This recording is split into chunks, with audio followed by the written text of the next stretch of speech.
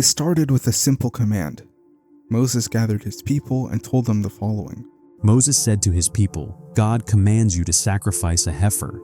That's it, a single command. Very straightforward. But instead of obeying, they stalled with questions. They said, Are you mocking us? He said, God forbid that I should behave like the ignorant ones. They said, Call upon your Lord to show us which one.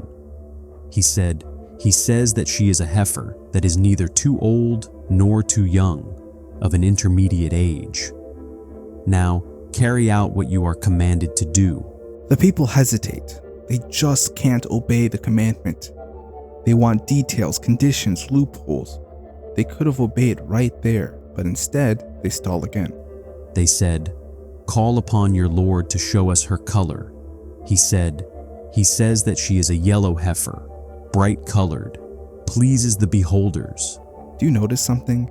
With each question they ask, they inadvertently make it harder for themselves. It started with a simple command, sacrifice a heifer. Now it's narrowed, specific, restricted. Their hesitation was boxing them in. They said, Call upon your Lord to show us which one. The heifers look alike to us, and God willing, we will be guided. He said, He says that she is a heifer that was never humiliated in plowing the land or watering the crops, free from any blemish. They said, Now you have brought the truth. They finally sacrificed her after this lengthy reluctance. Did you catch that last part? They finally sacrificed her after this lengthy reluctance. A command that could have been fulfilled instantly was dragged out into endless excuses. In the end, their own stubbornness turned it into a burden. And that's the lesson of the heifer. God doesn't complicate things, people do. Every hesitation, every argument, every excuse only makes it harder. Now, you might be wondering, why does God tell us the story of the heifer? What's the lesson? The Quran makes it very clear. When God commands, it's simple. Submission to God is simple. But when people refuse to submit, they complicate everything with questions, loopholes, and endless debates. And this is exactly what is happening within the books of Islamic jurisprudence. Take something as straightforward as ablution. The Quran gives us crystal clear instructions in one verse. Wash your face, your arms to the elbows, wipe your head, and wash your feet to the ankles. Simple, direct. But instead of submitting to that clarity, scholars began to argue, what if you touch your nose? What if you scratch your skin? What if you touch your private part with the front of your hand or with the back of your hand? What if it's while you're praying? What if it's outside of prayer? Do you see the resemblance? Just like the children of Israel with the heifer, jurists multiplied questions, demanded details, and invented endless rulings. And each school, whether it be Hanafis, the Malikis, the Shafi'is, or the Hanbalis, came up with their own answers. And the result? Division, sectarianism, and fabricated rulings that God never authorized. Exactly what God warned us against. Here, for example, Abu Hanifa supposedly said touching your private parts doesn't break your ablution. But the people of Medina said it did. Then someone else says it only does if you touch it with the palm, not the back of the hand. Others argue whether the touch is considered polluting or not. It never ends.